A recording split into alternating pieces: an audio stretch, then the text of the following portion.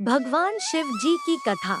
एक बार देवराज इंद्र देवगुरु बृहस्पति के साथ भगवान शिव का दर्शन करने कैलाश गए। महादेव ने दोनों की परीक्षा लेनी चाहिए, इसलिए रूप बदलकर अवधूत बन गए। उनके शरीर पर कोई वस्त्र नहीं था। उनका शरीर जलती हुई अग्नि के समान धधक रहा था और वह भयंकर नजर आते थे। अवधूत दोनों के रास्ते में खड़े हो गए। इंद्र ने एक विचित्र पुरुष को रास्ते में खड़े देखा तो वह चौंक गए। इंद्र को देवराज होने का गर्व था। उन्होंने उस भयंकर पुरुष से पूछा, तुम कौन हो? भगवान शिव अभी कैलाश पर विराज रहे हैं या कहीं भ्रमण पर हैं? मैं उनके दर्शन के लिए आया हूँ। इंद्र ने कई प्रश्न किए, लेकिन वह पुरुष योगियों के समान मौन ही रहे। इंद्र को लगा कि एक साधारण प्राणी उनका अपमान कर रहा है। उनके मन में देवराज होने का अहंकार उपजा, जो क्रोध में बदल गया। इंद्र ने कहा, मेरे बार बार अनुरोध पर भी तू कुछ नहीं बोलकर मेरा अपमान कर रहा है। मैं तुझे अभी दंड देता हूँ। ऐसा कहकर इंद्र ने वज्र उठा लिया। भगवान शिव ने वज्र को उसी समय स्तंभित यानी जड़ कर दिया। इंद्र की बाह अकड़ गई। भगवान अवधूत क्रोध से लाल हो गए। बृहस्पति उनके चेहरे पर आई क्रोध की ज्वाला को देखकर समझ गए कि ऐसा प्रचंड स्वरूप महादेव के अतिरिक्त किसी का नहीं हो सकता। बृहस्पति शिवस्तुति गाने लगे।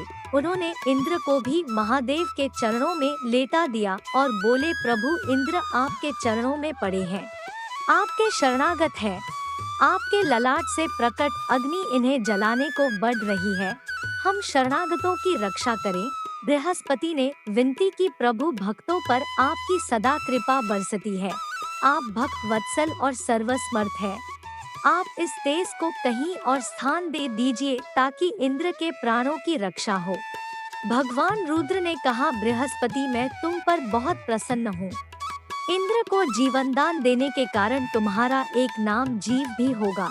मेरे तीसरे नेत्र से प्रकट इस अग्नि का ताप देवता सहन नहीं कर सकते, इसलिए मैं इसको बहुत दूर छोड़ूंगा। महादेव ने उस तेज को हाथ में धारण कर समुद्र में फेंक दिया।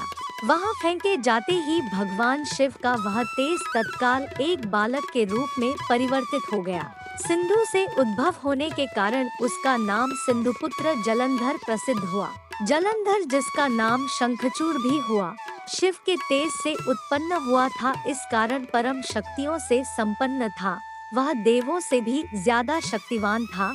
वह उस तेज से पैदा हुआ था जो इंद्र को समाप्त करने वाला था, इसलिए असुरों ने उन्हें अपना राजा बनाया। अवधूत रूप में यह लीला करने के बाद महादेव अंतर्धान हो गए। इंद्र के गर्व का भंजन भी हुआ और भगवान के दर्शन भी हो गए। Hello guys, thank you so much for watching. आपको स्टोरी कैसी लगी कमेंट करके ज़रूर बताएं और वीडियो को लाइक और चैनल को सब्सक्राइब करना ना भूलें।